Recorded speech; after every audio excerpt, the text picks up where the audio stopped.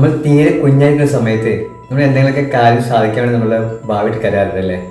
അപ്പോൾ എല്ലാവരും ആ കാര്യത്തിൽ ശ്രദ്ധിക്കുമ്പോൾ നമ്മുടെ അടുത്തേക്ക് കൂടെ വന്ന് എന്തിനാ മോനെ മോളെ കരയുന്ന എന്തൊക്കെ നമ്മൾ ചോദിക്കുമ്പോൾ ആ കാഴ്ച എല്ലാവരും കാണും. കാരണം നമ്മൾ തീരെ കുഞ്ഞല്ലേ, നമ്മളെ മറ്റുള്ളവരുടെ ശ്രദ്ധ കിട്ടാൻ വേണ്ടിയിട്ട് നമ്മൾ ഭാവിയിട്ട് കരയും. അത് നമ്മുടെ ബാല്യം. പിന്നെ നമ്മൾ കുറച്ചുകൂടെ വളർന്ന് വലുതായി കഴിയുമ്പോൾ, നമ്മളൊരു യൗവനായി കഴിയുമ്പോൾ നമ്മളൊരിക്കലും പബ്ലിക്കായിട്ട് കരയില്ല അല്ലേ?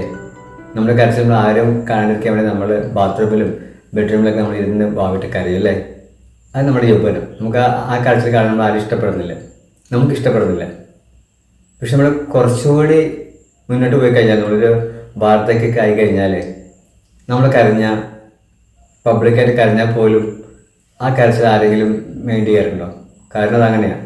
വാർത്തയ്ക്ക് ആയി കഴിഞ്ഞാൽ നമ്മൾ എന്ത് തന്നെ തലവത്ത് കരഞ്ഞാലും നമ്മുടെ അടുത്തേക്ക് വന്ന് ആരെയും ആശ്വസിപ്പിക്കുക അല്ലെങ്കിൽ നമ്മളെ മൈൻഡ് ചെയ്യാറില്ല. അതാണ് ബാല്യവും യൗവനവും വാർത്തയ്ക്ക് തമ്മിലുള്ള വ്യത്യാസം. ഒരു മനുഷ്യൻ്റെ ജീവിതം ഇത്രയൊക്കെ ഉള്ളൂ.